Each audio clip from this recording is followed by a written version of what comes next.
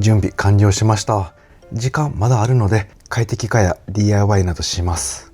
このソファー下にあるリチウムバッテリー 600Ah を 460Ah に変更します。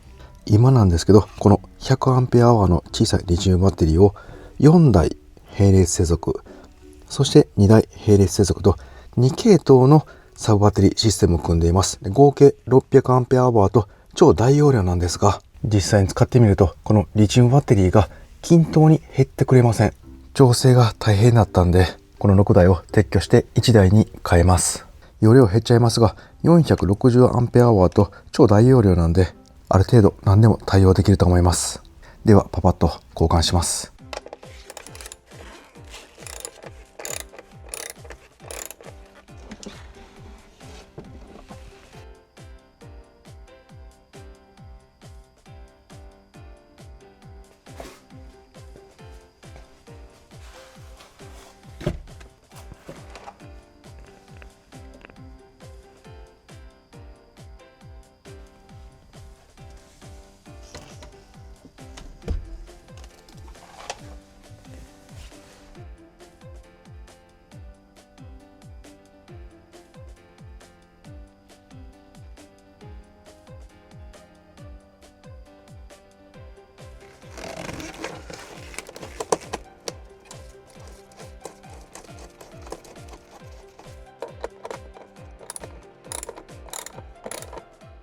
はい、入れ替え完了しました。かなりコンパクトになったんで、すっきりしました。もう配線がすごいシンプルです。ここに外部充電器ありますんで、コンセントを挿してバッテリー、満充電しておきます。現在 240W で充電しています。まだまだ時間かかると思います。満充電になったら 100% にして設定完了です。バッテリーの詳細や他の機器の詳細などは概要欄にリンク貼っておきます。もう一つ DIY します。この超軽量な薄型テレビ24型ですね。こちらを設置します。リアのここのスペースに取り付けます。サイドにキーあるのと、反対側はテーブルを取り付ける金具があります。こちらを利用します。DIY をした時に余った端材がたくさんありますので、こちらを使用します。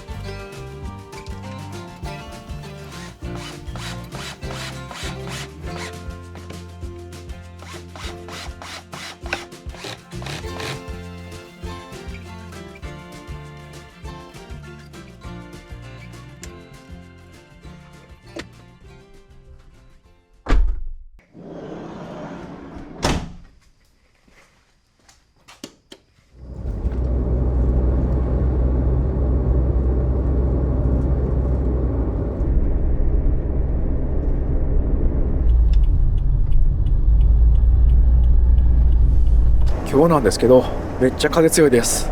一般道を走ってるだけでもたまに風で煽られます。今から行こうと思っているところが海沿いにあります。格安の絶景車中泊スポットです。大丈夫でしょうか。やばそうだったら場所変えます。とりあえず行ってみますね。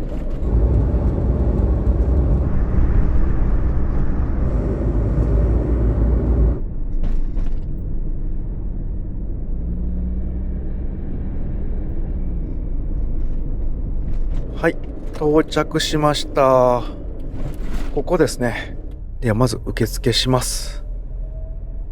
はい、今話し合ったんですけど、すごい風が強すぎてめちゃくちゃ揺れると思いますみたいな感じだったんで、一旦入ってみて車の中どのぐらい揺れるかちょっと体感してみて、それから決めていいそうです。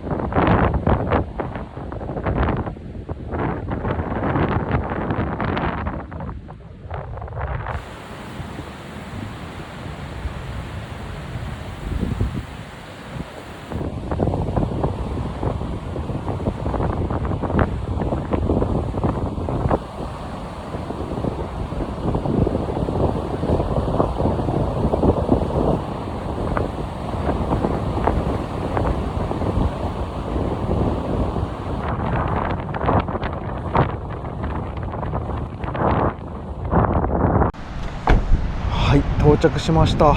すごい風です。今天気予報のアプリで見たらもう風速20メーター近い風でした。管理人さんと話しました。で、危なそうだったら避難も考えてくださいとのことでした。日本海の海沿いは本当に風が強いですね。この辺暴風林があります。なのでやばそうだったらちょっと移動してこの中に入っておきます。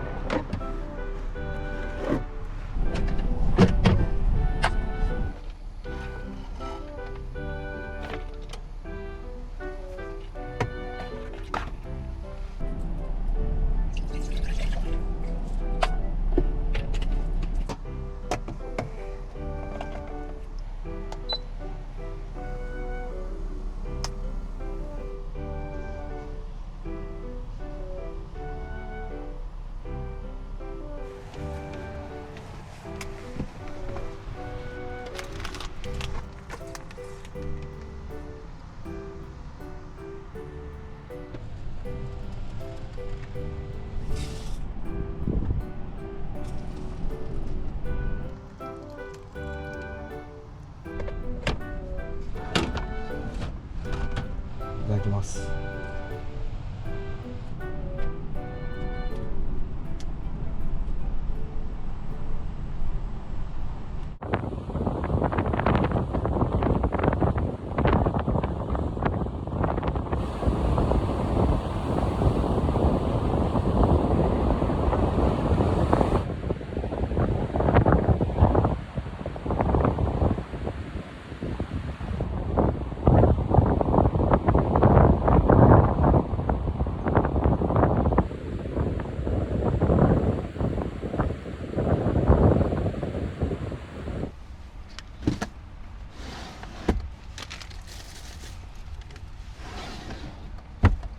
はい、ごちそうさまでした。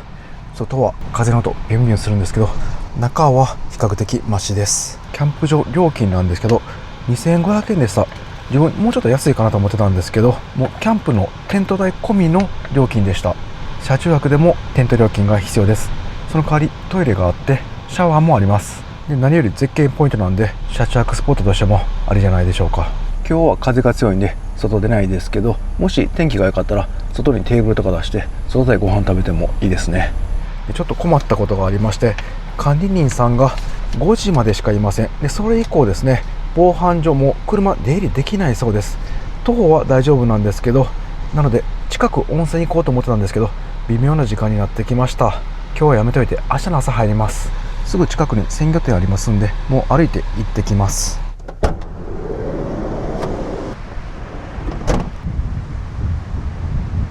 トイレは駐車場のすぐ後ろにあります。その横には炊事場もあります。いやー、しかしすごい風です。これ暴風林なかったらもっとすごそうです。あとは今日の夜ですよね。どのぐらい風が強くなるかちょっと怖い気もします。はい、ここがシャワーですね。有料200円ですが2分間シャワー浴びれるようです。トイレもう1箇所ありますね。あそこはなかなか夜は雰囲気ありそうですね。真っ暗になったらちょっと勇気がいりそうです。こんな感じでロープ張られてますんで車の出入りができません。簡単に取れるんで自分が出るときはこれを外して出る感じになります。で、キャンプ場を出てすぐ近く、もう徒歩3分ぐらいのところに鮮魚店があります。ありました。ここの鮮魚店ですね。2、3分と思ったら5、6分かかっちゃいました。でも全然徒歩圏内の鮮魚店です。地元の新鮮なお魚が安くで売っていました。で、そこのスペースはなんかもう居酒屋みたいな感じで飲んだり食べたりできるそうです。ここに無人の野菜販売所があります。ゴーヤや唐辛子など売っています。100円で買えるようですね。最近はこういったもの本当見なくなりましたが、見かけるとほっこりしますよね。キャンプ場のすぐ前なんですけど、めちゃくちゃ大きい木が道路沿いにあります。県の指定天然記念物浜黒崎の松並木だそうです。これはすごいな。お刺身買いに行くときはぜひチェックしてください。さあもうあとは車内でゆっくりします。風は相変わらず強いんですけど、少し日が落ちてきて綺麗な景色になってきました。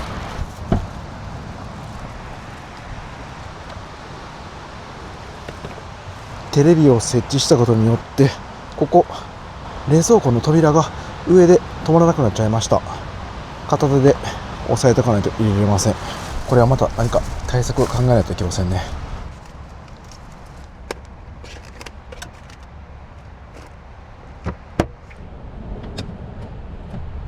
ではもう先に車中泊のセッティングして、ゆっくり車内でテレビでも見てくつろぎます。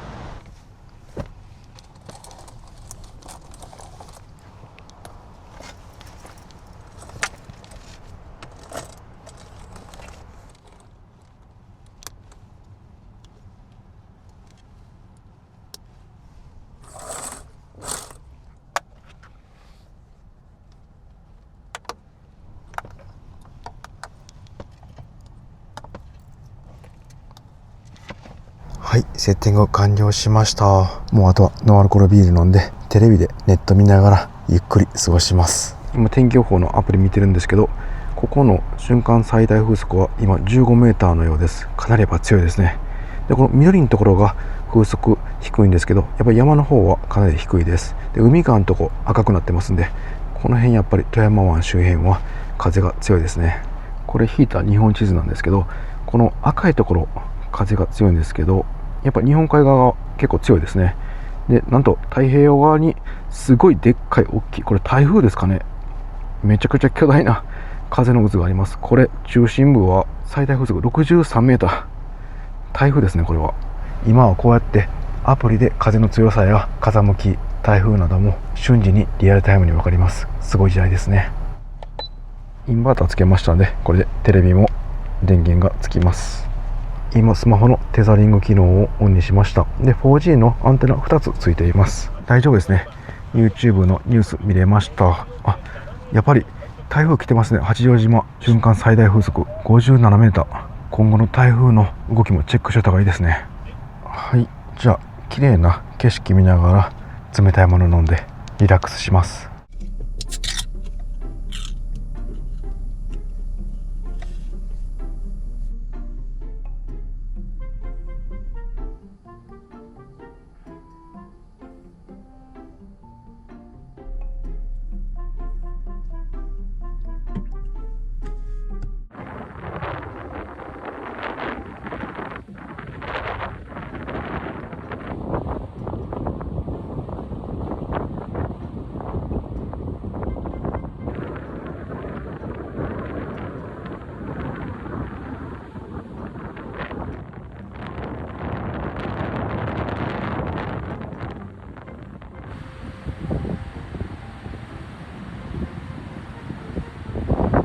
やっぱりテレビがあったら車内の雰囲気ぐっと変わりますね。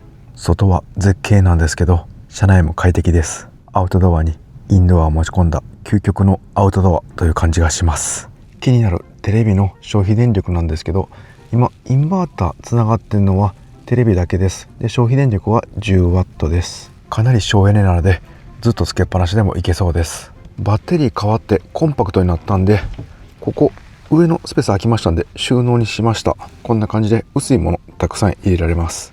前のシステムはバッテリーが2系統だったんで、このモニターも2つあったんですけど、もう今は1つだけです。前のこちらの方は今使ってません。まだ何か考えないといけないですね。ここ空きます。リモコンなど壁掛けの収納に使ってもいいかもしれません。今車内の温度が 27.6 度、外気温が 21.4 度です。外は日も落ちてかなり温度が下がってきました。中は家電照明などたくさん使っていて、断熱成功してますんで温度がなかなか落ちません。なのでこのレンジフードを使って空気を少し入れ替えます。こちらから空気を取り込みます。で空気の出口はこちらにこのダクトを取り付けます。マグネットでくっつくようになっています。これでセッティング OK です。あとはここの DC ファンを少し回します。はい、ここから冷たい風が来てるのが分かります。ここの DC に座れてダクト通って外に排出します。上の方の空気を吸ってくれますんで、車内の空気全体的にゆっくり温度が下がってくれると思います。せっかくレンジフード回してますし、もうお腹も空いたんでここで何か軽く調理します。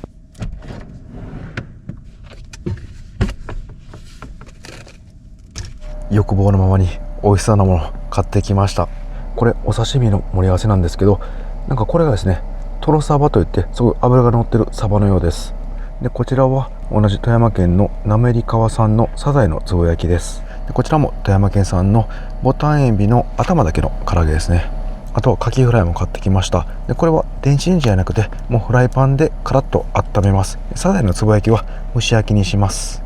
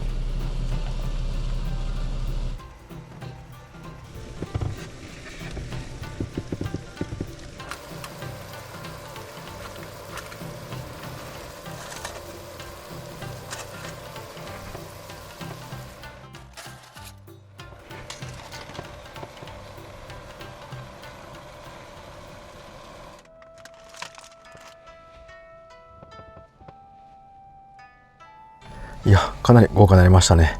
それではいただきます。まずはこのトロサバからいただきます。うわ、これすごい脂乗ってる。何もつけてないんですけど、程よい塩っ気と炙ったようなジューシーな脂が出てきてめちゃくちゃ美味しいです。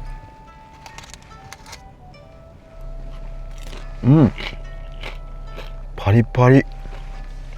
エビの味噌が入っていて、これも濃厚で美味しいな。これはビールが欲しくなります。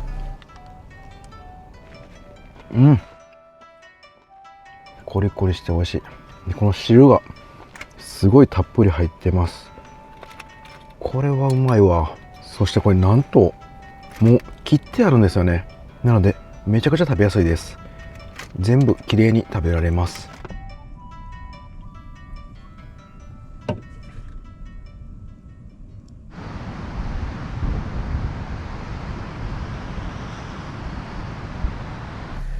ごちそうさまでした。外の風まだ強いので時折揺れます。この後弱まってくれたらいいんですが、今日は車中泊キャンプのお客さんは他いないようです。しかも5時以降無人で入ることもできないので風の音しかしません。少し怖さがありますが、鉄のテントなんで安心感はあります。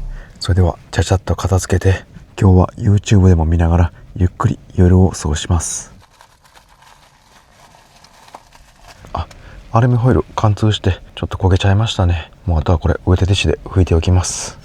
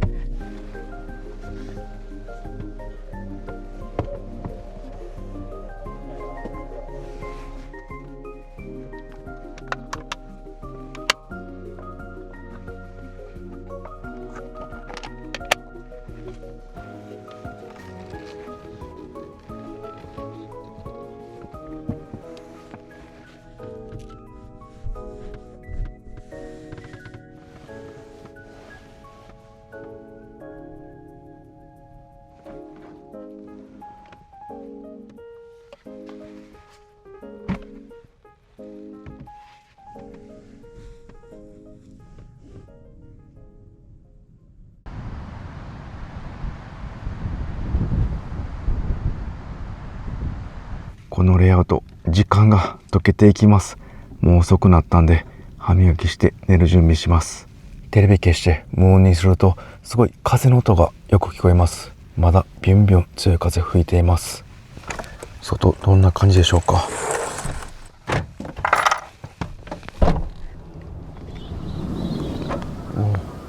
真っ暗、漆黒の闇ですね。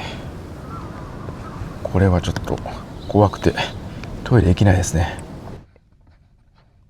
それではパジャマ着替えます。着替えはこの下に置いています。あとシュラフと枕も出しておきます。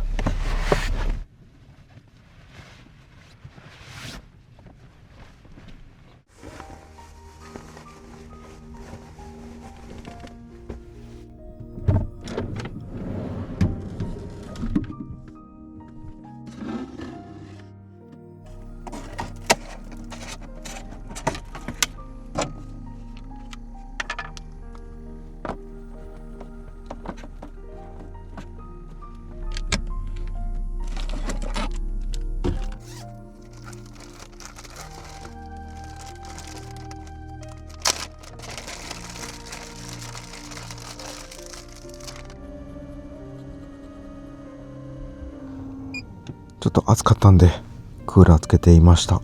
先ほど車内は26度ぐらいまで上がっていました。今少しクーラーつけて 23.8 度まで下がりました。外は 16.8 度とかなり涼しいです。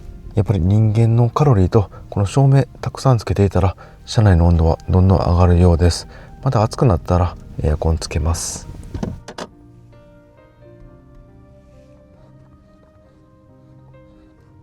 今回のテレビモニター DIY やってよかったです。テレビいらない派だったんですけど、つけたら見ますね。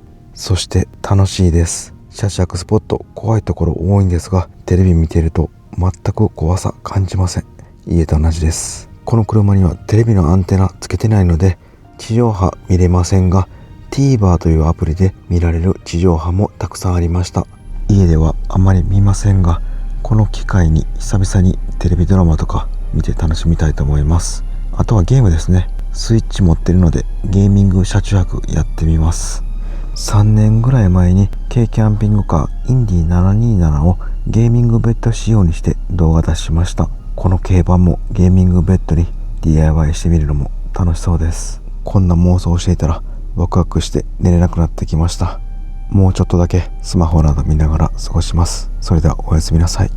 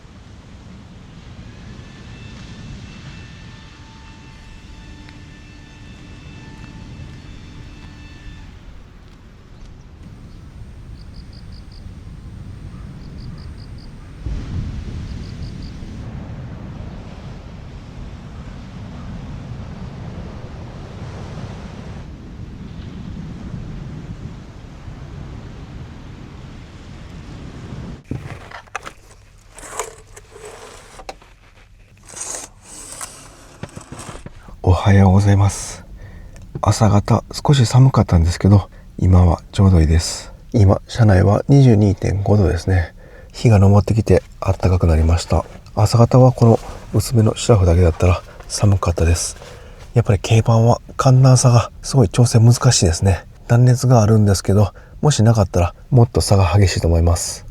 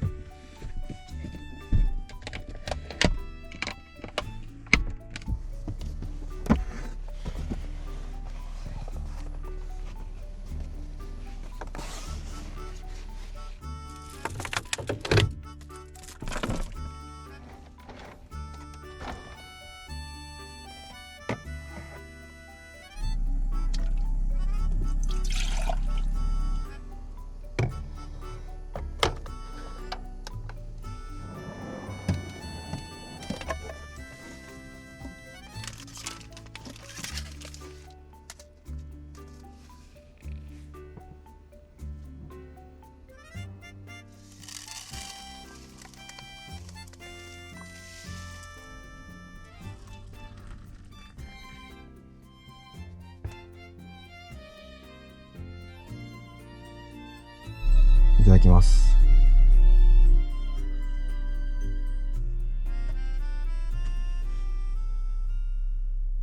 誰もいてないんで、もうドア開けて外眺めながらゆっくりコーヒー飲んでいます。すごい気持ちいいです。せっかくなんでちょっとトイレ行くついでに周辺散歩してみます。うわ、めちゃくちゃ気持ちいいですね。この富山湾の眺め最高です。風は収まっていて波の音だけ聞こえます。すごい癒されます。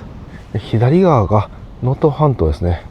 うっすらと見えます。で、逆に右側は立山連峰の一部が見えています。もうすぐしたら雪が降って山の形がくっきり見えそうです。ちょっと海の方行ってみます。海の近くまで歩いて行けます。ここは海水浴もできるみたいですね。ホタルイカ取ってる人は結構いるんですけどね。ここの海岸はここで身投げされたホタルイカすくって後ろのキャンプ場でそのままいただくって最高ですよね。だいたい3月から6月ぐらいホタルイカ取れますんで、次のシーズンはやってみたいと思います。富山湾の透明なホタルイカほんと美味しいんですよね。いやー、気持ちいい朝でした。この山、海が一望できるここのキャンプ場は車中泊もおすすめなんで、ぜひ皆さん富山県来た際はここで車中泊してみてください。キャンプ場内の道幅も結構ありますんで、大きいキャブコンなども入れます。海見ながら朝ごはんにしようかなと思ったんですけど、結構自分遅く起きちゃってもう9時です。で、10時がチェックアウトなんで先もう出ます。で、近く温泉何軒かありましたんで、朝風呂入ってから朝ごはん海見ながらいただきます。で、動けるようにセッティングします。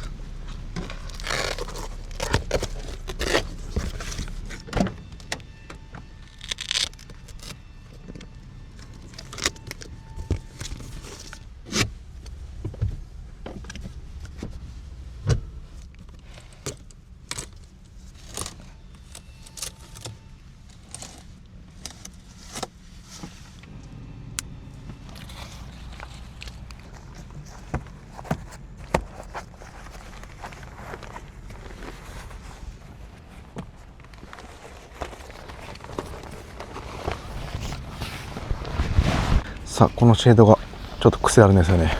うまくしまえるでしょうか。折りたたんで合わす。はい、綺麗に一発で収まりました。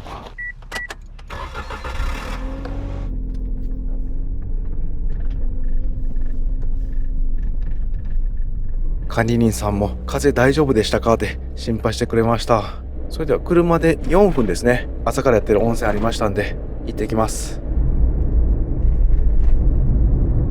目的地は右側です。目的地は右側です。お疲れ様でした。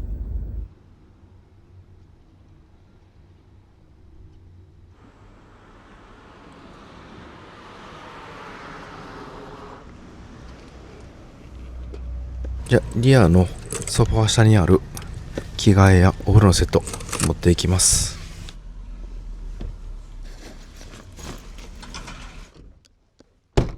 500円ですね。めちゃくちゃ安いです。すごい小さくてこじんまりしてるんですけど、好きな感じです。なんか地元のローカル温泉という感じです。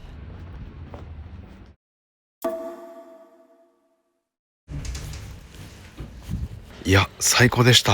露天風呂一つ、宇宙一つと、お風呂は大きくないんですが、湯船に湯の花が浮いていて、源泉かけ流しのトロトロのお湯でした。今体がポカポカです。地元のおじいちゃんがたくさんいて、地元の方に愛されている温泉でした。こういった隠れた名湯に出会えるのが車中泊旅の醍醐味ですね。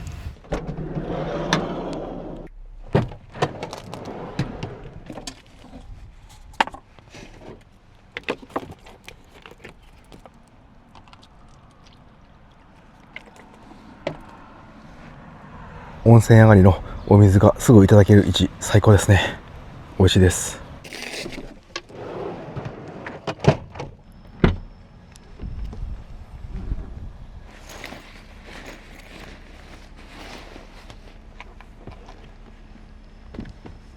ここのテレビをかけている棒ですね。ここにタオル干しておきます。ちょうどいいですね。この辺は海が近いので、漁港や駐車場がたくさんあります。どっか適当に近い駐車場行って、そこで朝ごはんいただきます。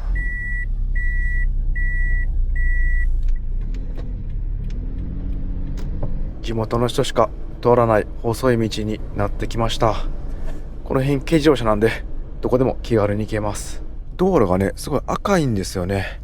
これ融雪装置、道路から水出るんですけど、その水のミネラルがたくさん含んでる、その証拠だと思います。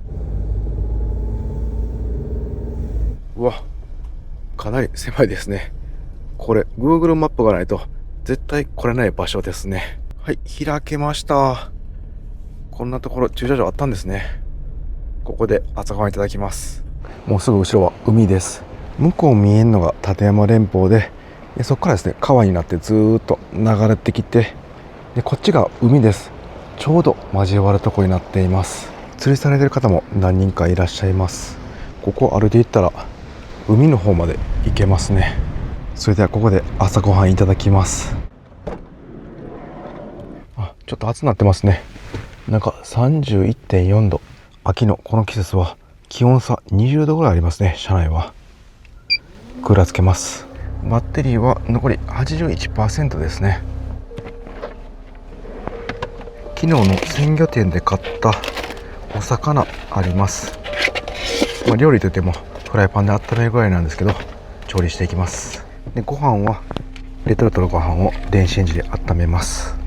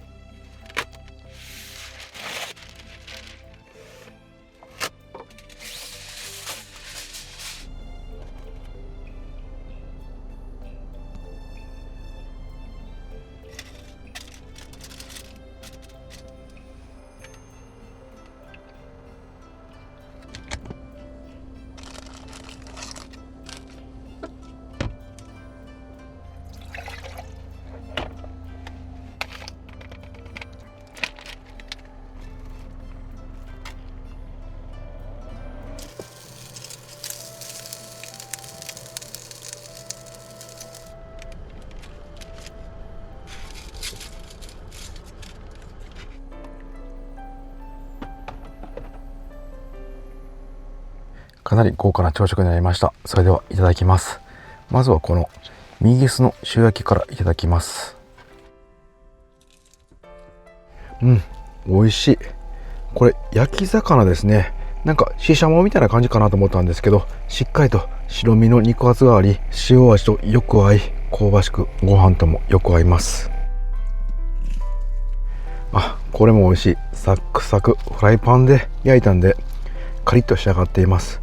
で、アジのフライよりもすごいさっぱりしてる感じですね。魚に癖がなく美味しいプリプリの白身なんで、塩焼きにしてもフライにしてもどっちでも合いますね。この大根、イカの味がすごい染みてて美味しいです。柔らかく煮込まれています。これぞ港町の下町の味、そんな感じがします。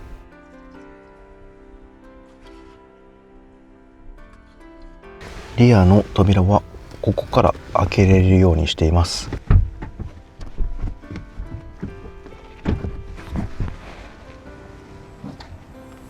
あ、波の音が聞こえてすごい心地がいいです。いいですね。なんかすごいリラックスできます。いい場所見つけました。こうなるとテレビがない方がいい気がしますが、今日は一旦これで行きます。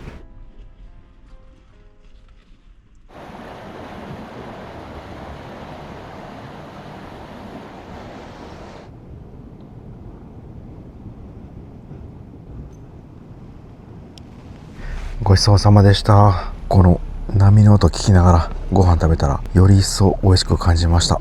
最高の朝食でした。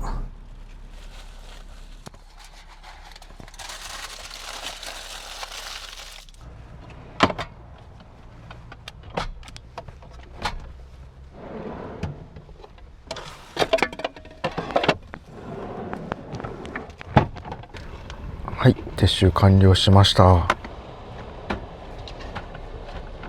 今回テレビ DIY して設置してから初めてお試しの車中泊だったんですが、強度問題なかったですね。ただちょっと走行中軽く揺れてる場面はありました。後ろも問題ないですね。ちょっとまた帰ってからどうするか考えます。で、今回海の近い場所での車中泊が多かったんで、海風かなり当たりました。で、多分風で潮も飛んで車体に当たってると思います。これ車体下とかほっといたら錆びますんで洗車したいですね。あそこで猫ちゃん1匹座っています。なんか三毛猫っぽい感じですね。雑種ですかね。こっち向きましたね。何かくれると思ってるんでしょうか。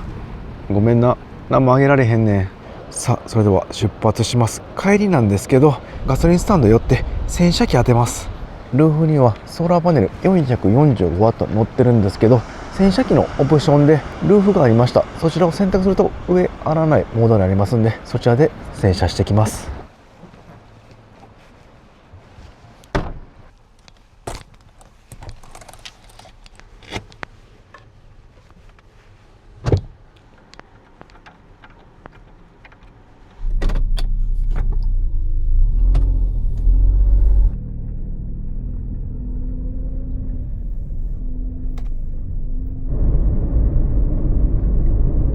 洗車が終わったら片付けの掃除などルーティーンがあります。今回そちらも動画に撮って紹介したいと思います。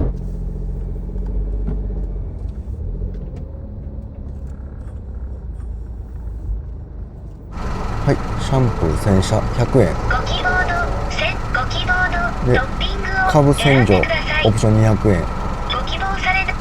オイル洗浄も行きましょう。次はこのキャリアですね。こちら選択します。一応このリアミラー、大型スポイラー、こちらも一応選択しておきます。これでいきます。はい、じゃあ窓閉めてミラー畳みます。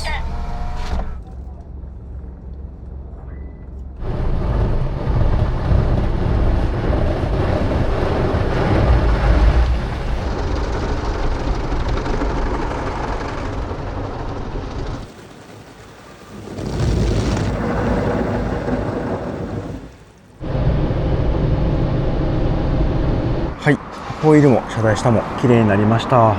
ソーラーパネルも大丈夫そうですね。じゃあ、あとは綺麗に拭いていきます。はい、だいたい綺麗に拭けました。やっぱ車体がちっちゃいんで拭くのも楽ですね。この洗車コーナーは車を綺麗にされている方がすごい多いですね。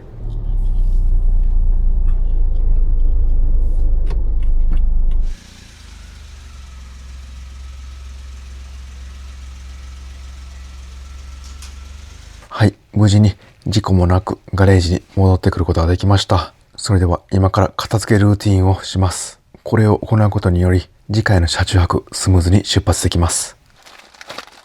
まずは冷蔵庫ですね。もう電源は切っています。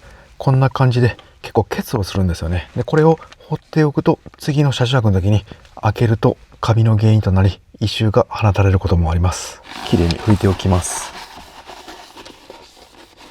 きれいに拭いたら、あとは割り箸など入れてちょっと隙間作っておきます。でゴミを捨てます。であとはここの汚水タンクですね、こちらも処分します。こちらはもう捨てて、この箱は洗わずに処分します。このペットボトル上後は水で軽くゆすいで乾かしておきます。であとは着替えやこのシュラフなども出して一応乾燥させておきます。あとはダニ対策をしておきます。というのも車の中、キャンピングカー内はダニが結構生息しやすい環境になります。自分も車中泊でダニに噛まれたことがあります。なのでそれからはもうしっかりダニ対策毎回やってます。そうすることにより車中泊でダニに噛まれることはなくなりました。まずは床をこういったハンディクリーナーで吸っていきます。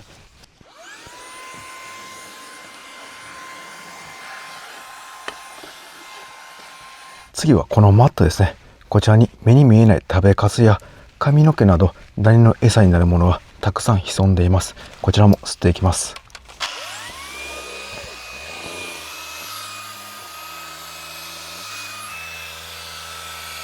やっぱり軽自動車なんで掃除が早いです。で最後は極めつけ、これですね。ダニ無縁だっていうこのダニの駆除スプレーです。抑制効果もあります。暗い方がダニっていうのを活動しますんで、もう全部扉閉めて、で冷蔵庫とかも全部蓋閉めて、で電気消して最後にシュッシュって2プッシュぐらいして放置します。片付けに時間取れない時はソファーマットを掃除機せずにもうこのダニスプレーだけで終わらす時もあります。それでは最後に閉める時にやっておきます。最後に今回の車中泊の振り返りなんですけど、この新たに DIY したテレビモニターめっちゃ良かったです。なんか車中泊に彩りが加わった、そんな感じです。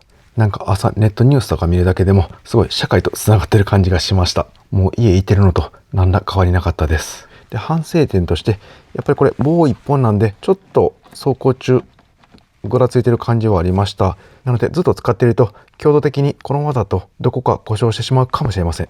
でずっとテレビ見てるもんでもないんで、走行中は外して車中泊スポットに到着してのんびり過ごす時に出すような感じにします。でこっちとかにですね、なんかテレビ立てかけとくとか、あとはなんかアームとかでこういけたらいいですよね。もしくはもうこれパカって取って、でここのスペースですね、ここに置いとくかですね。またこの辺は DIY しようと思います。では最後に電気消してスプレーしておきます。